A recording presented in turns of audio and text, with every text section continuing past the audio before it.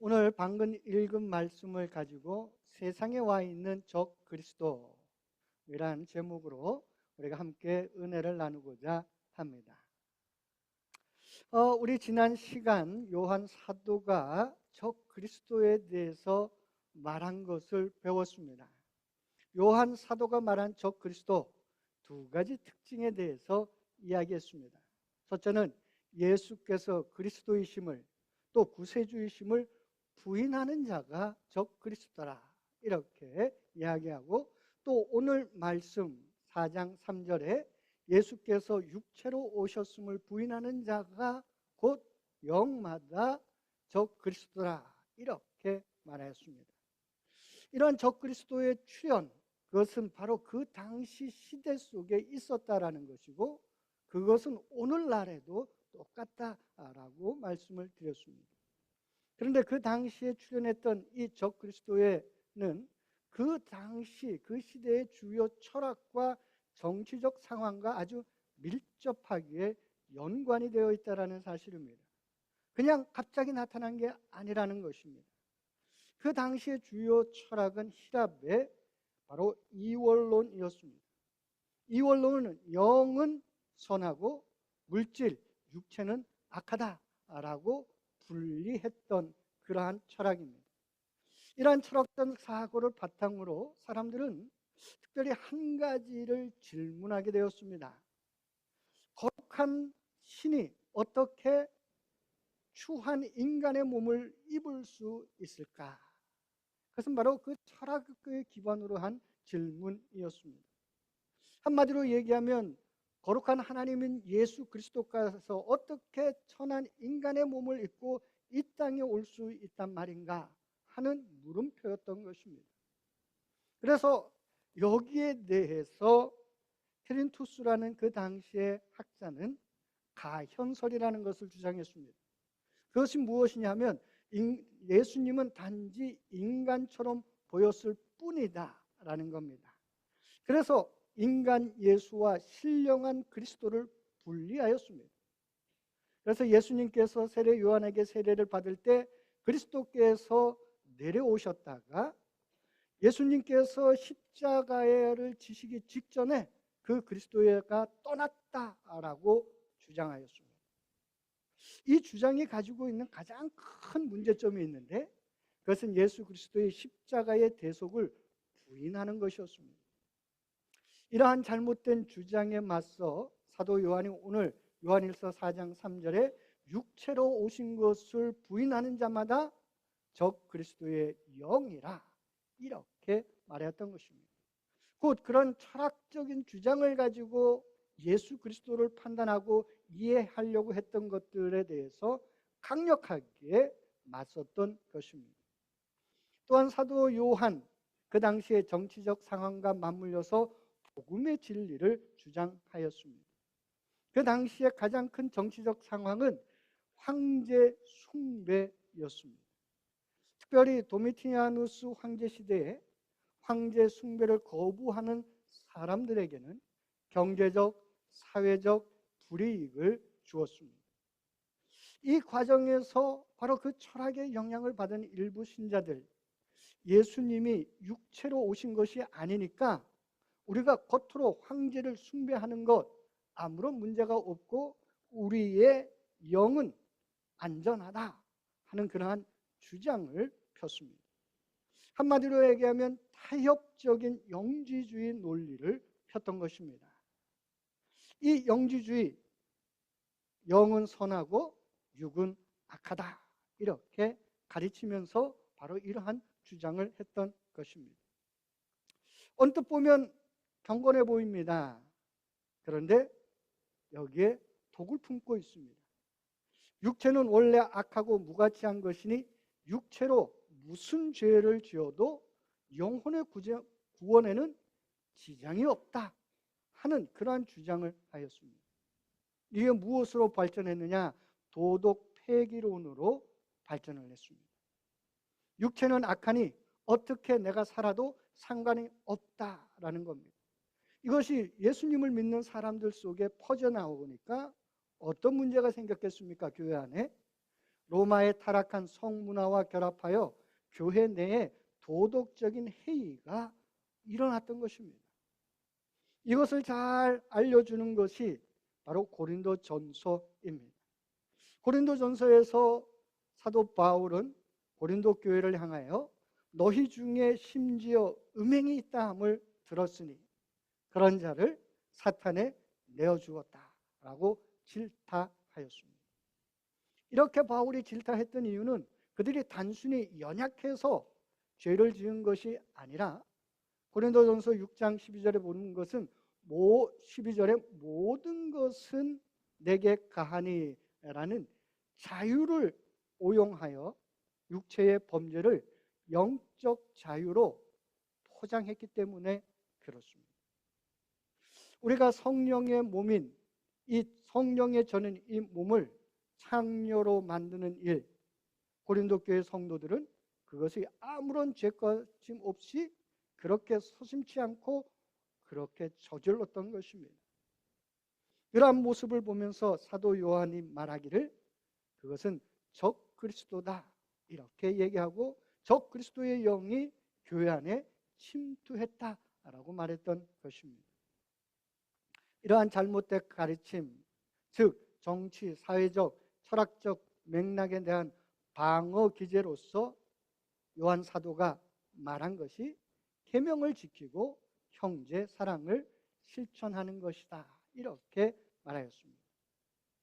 오늘 우리가 함께 나눈 이 얘기, 그리고 우리가 성경을 읽으면서 이것은 고대에 있었던 2000년 전에 끝난 이야기로 받아들이는 경우가 많이 있습니다. 그런데 이 고대의 이 전쟁은 지금도 우리 곁에서 벌어지고 있다는 사실을 우리는 알아야 합니다. 현대판 도덕 폐기론이 있다는 겁니다. 그리고 기독론을 부인하는 이들이 있다는 것입니다. 당시 적 그리스도의 영은 예수 그리스도의 인성을 부인하였습니다. 가현설입니다. 거룩한 신이 어떻게 인간의 몸으로 올 수 있느냐 하는 것이었죠. 그런데 오늘날 현대에서는 바로 예수의 인성이 아니라 신성을 부인하거나 왜곡하는 그러한 적그리스도의 영들이 있다 하는 것입니다. 현대인들의 주장 무엇입니까? 예수는 위대한 도덕적 스승이나 혁명가일 뿐 유일한 구원자는 아니다 라고 말을 합니다. 특별히 그것이 종교다원주의입니다. 또한 예수의 부활은 역사적 사실이 아니라 제자들의 심리적인 체험일 뿐이다 이렇게 주장하며 복음의 역사적 실제를 왜곡하고 제거하려고 하는 그러한 시도들이 오늘 우리가 살아가는 현대 속에 있는 것입니다. 그런데 더 무서운 것은 교회 안에도 있습니다. 그것은 구원파적인 복음을 갖고 있다는 것입니다. 내가 한번 구원받았으니 내가 어떻게 살든 상관이 없다라는 것입니다. 이것은 도덕적 폐기론을 말했던 이 사도 요한이 강력하게 반대했던 그러한 현대적 도덕적 폐기론이라 말할 수가 있습니다.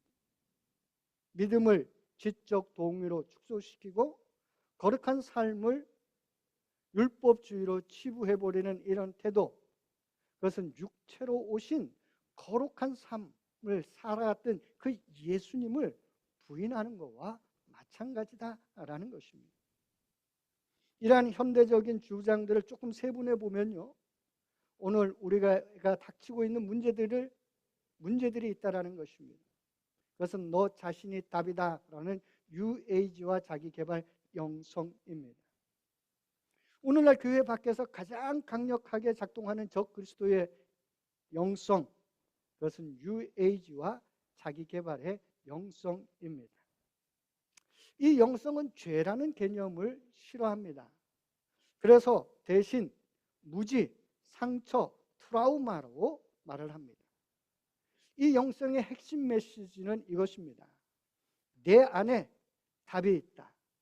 내 안에 신성을 깨워라. 구원은 우리가 깨달음, 각성 속에 있다라고 이야기하는 겁니다. 이것은 성경의 성경의 지식과 성경이 우리에게 알려주는 것과는 정면으로 충돌합니다.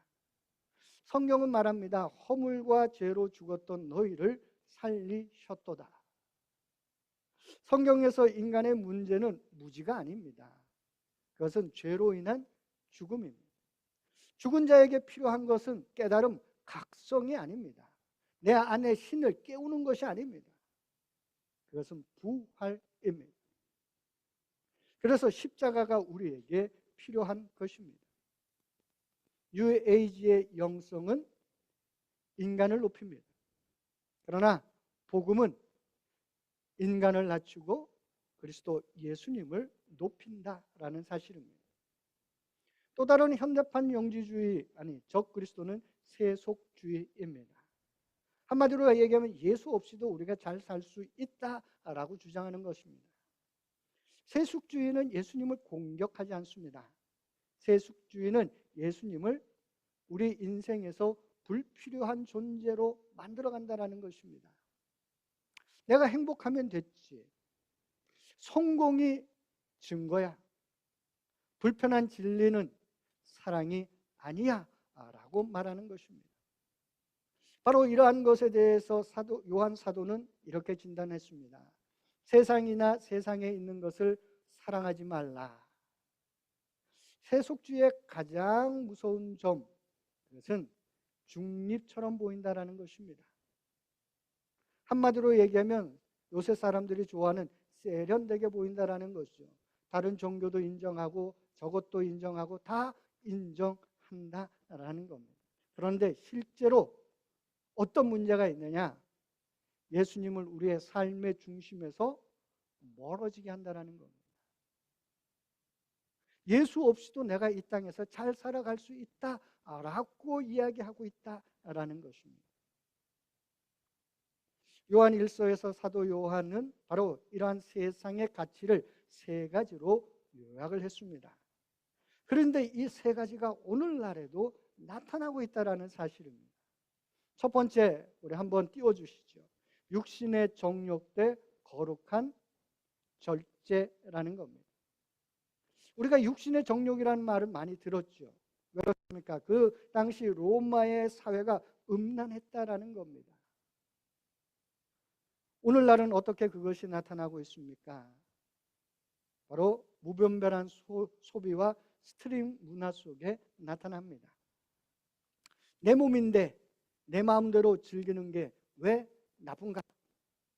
내 몸인데 내가 하고 싶은 대로 하는 거에 왜 나쁜가? 라는 겁니다. 이것은 어떤 면에서 포스트 모더니즘, 오늘을 살아가는 사람들에 대한 외침이죠. 한마디로 얘기하면 육신의 정욕을 권리라고 둔갑시킨 것입니다.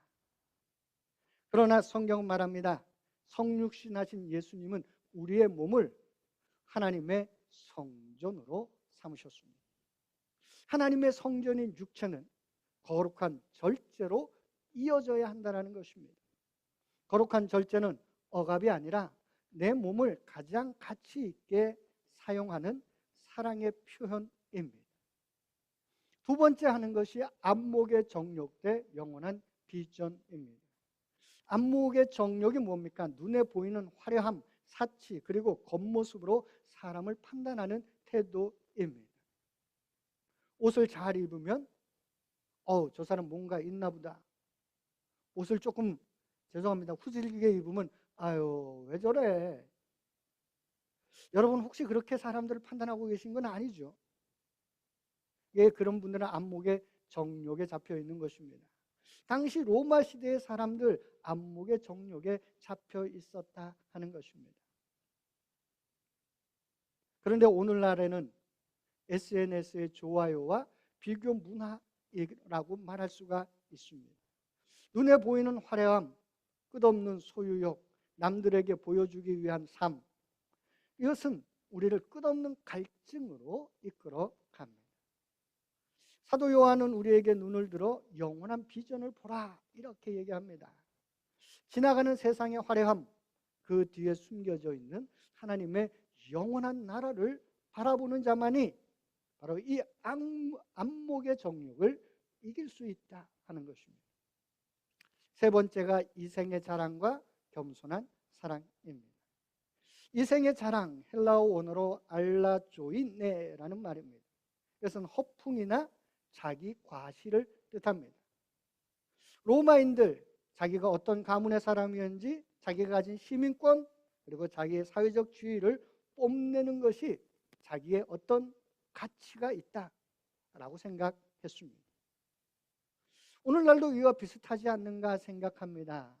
학벌, 내가 어느 대학교를 나왔는데, 내가 가지고 있는 돈이 얼마나 많은데, 또 내가 어떤 가문 출신인데, 이런 걸 가지고 사람들을 구별하고 등급을 매기죠. 이것은 능력주의와 맞닿아 있습니다. 그 사람이 어떤 능력을 가지고 있느냐에 따라서 그 사람의 가치가 달라진다라고 생각한다라는 사실입니다. 이것은 현대판 이생의 자랑입니다. 내가 이만큼 해냈다. 내가 이러한 지위에 올랐다. 그게 무엇입니까? 자기 자랑이고 자기 우상화라는 것입니다. 이것이 교회 안에서 또 가정에서 형제간에서 어떻게 나타납니까? 그것은 다른 사람을 판단하고 정죄하는 기준이 된다라는 것입니다. 이에 대해서 요한 사도는 우리에게 겸손한 사랑을 제시합니다. 나를 증명하려는 노력을 멈추고 나 같은 죄인을 살리신 예수 그리스도 하나님의 은혜를 자랑해야 한다. 이렇게 말하고 있는 것입니다. 그러면서 4절에 이렇게 얘기했습니다. 이러한 거대한 세상의 조류 앞에 우리가 위축되기 쉽습니다. 세상의 이 흐름을 우리가 거슬려 살아간다는 건 쉽지 않습니다. 왜냐하면 우리도 세상에 발을 담그고 살아가기 때문에 그렇습니다. 세상 사람들을 보면서 또 세상 사람들이 우리를 보면서 그 영향을 우리가 피할 수 없기 때문에 그렇습니다. 이 거대한 세상의 흐름을 거스를 수 있을까? 사도 요한은 선포합니다. 4절에 너희 안에 계신 이가 세상에 있는 자보다 크다. 분명한 건 우리가 분별하고 이길 수 있는 이유는 우리가 세상 사람들보다 능력이나 지식이나 가지고 있는 것이 더 많아서가 아니라는 것입니다. 저 그리스도의 영, 세상의 이데올로기, 도덕적 부패보다 더 강한 하나님의 영, 성령 하나님이 우리 안에 내주하고 계시기 때문에 우리는 승리할 수 있다라는 것입니다. 그러기에 이 승리는 내가 어떤 존재가 되고 어떤 것을 이루어야 하는 것이 아니라 내가 예수님 안에, 예수님이 내 안에 계실 때 우리가 승리할 수 있다 하는 것을 말하고 있습니다. 요한 사도가 이 복잡한 이단 사상과 세상의 유혹에 대해 해결책으로 내어놓은 게 있습니다. 이게 우리에게 가장 중요합니다. 왜냐하면 우리가 이 땅에 살아가면서 바로 이 세상의 철학에 그리고 이 세상의 정치적인 상황 속에서도 내가 그리스도인으로 살아갈 수 있는 정체성 그리고 세상을 이길 수 있는 것이 사도 요한의 해답 속에 들어있기 때문에 그렇습니다. 사도 요한은 그 대답을 무엇이라고 했느냐? 요한 1서 4장 7절과 8절을 우리 함께 같이 읽어보도록 하겠습니다. 같이 읽어봅니다. 사랑하는 자들아 우리가 서로 사랑하자. 사랑은 하나님께 속한 것이니 사랑하는 자마다 하나님으로부터 나서 하나님을 알고 사랑하지 아니하는 자는 하나님을 알지 못하느니 이는 하나님은 사랑이심이라. 사도 요한이 내어놓은 해결책, 그것은 사랑입니다. 사랑. 그런데 이 사랑은 추상적인 게 아니에요. 이 사랑은 어떤 면에서 내가 좋아하는 감정이 아닙니다. 우리는 좋아하는 감정을 사랑이라고 착각할 수 있습니다. 그런데 성경이 말하는 사랑은 좋아하는 감정을 넘어서 있습니다. 그래서 그 사랑에 대해서 요한일서 4장 9절에 다시 한번 이렇게 이렇게 사도 요한이 말하였습니다. 또 요한 1서 4장 9절을 읽어봅니다. 하나님의 사랑이 우리에게 이렇게 나타난 바 되었으니 하나님이 자기의 독생자를 세상에 보내심은 그로 말미암아 우리를 살리려 하심이라. 요한이 제시한 사랑, 그것은 십자가의 사랑이요 성육신의 사랑이다라는 겁니다. 그 당시에 이단들 육체를 무시하였습니다.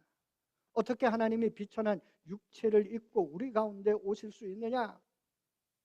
그러면서 적그리스도의 영은 지식만, 영적인 것만 강조했던 것입니다. 그런데 사도 요한은 아니라는 거예요. 하나님이 바로 우리를 살리기 위하여 이 땅에 오셨다라는 겁니다. 예수님이 바로 그 사랑을 보여주셨다라는 겁니다. 그래서 그 사랑은 십자가에서 살이 찢기고 피를 흘리는 사랑이었다라는 것입니다. 그래서 그리스도인들의 사랑은 좋은 감정을 넘어서 내가 피 흘리고 내가 실질적인 고통을 느끼는 그 사랑, 그것이 진짜 사랑이다, 이렇게 이야기하는 것입니다. 하나님의 사랑은 아픈 사랑이에요. 우리는 그런 아픈 사랑이 진정 세상을 변화시키고 세상에서 우리가 그리스도인이라는 것을 드러낸다라는 것입니다. 도덕적 폐기론과 세상의 유혹을 이기는 유일한 길은 우리도 그분을 본받아 우리의 몸으로 사랑하는 것이다, 이렇게 요한 사도가 말한 것입니다. 그러기에 우리는 지식으로 형제를 판단하지 말고 손과 발로 형제의 필요를 채울 수 있어야 합니다. 입으로만 거룩함을 외치는 것이 아니라 나를 육체의 산 제물로 드려 세상의 어두움에 맞서야 하는 것입니다. 화려한 이 생의 자랑을 버리고 이름 없이 빚도 없이 작은 자에게 냉수 한 그릇이라도 대접할 수 있는 그런 실천적 사랑, 그것을 회복해야 하는 것입니다.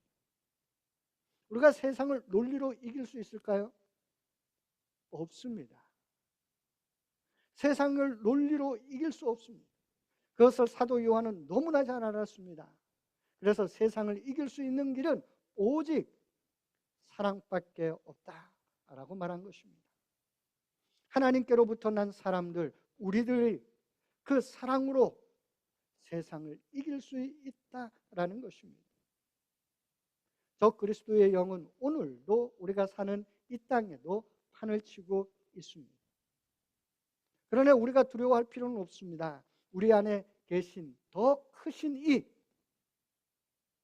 그분의 사랑을 힘입어 세상에 감당치 못하는 거룩한 성도의 삶, 예수 그리스도를 닮아가는 자의 삶을 살아갈 때 우리가 그리스도의 빛으로 세상 속에 살아가게 될 줄로 믿습니다.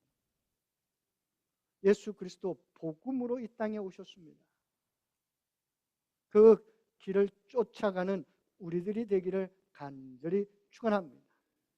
우리들의 삶이 바로 그렇게 승리하는 삶들이 되기를 축원합니다. 오늘 우리 함께 이 시간 묵상하도록 하겠습니다. 오늘 말씀 중에 내게 주신 하나님의 말씀 그것이 있다면 우리가 그 한 말씀을 붙들고 나는 어떻게 살아가고 있는가 한번 묵상하기를 소망합니다.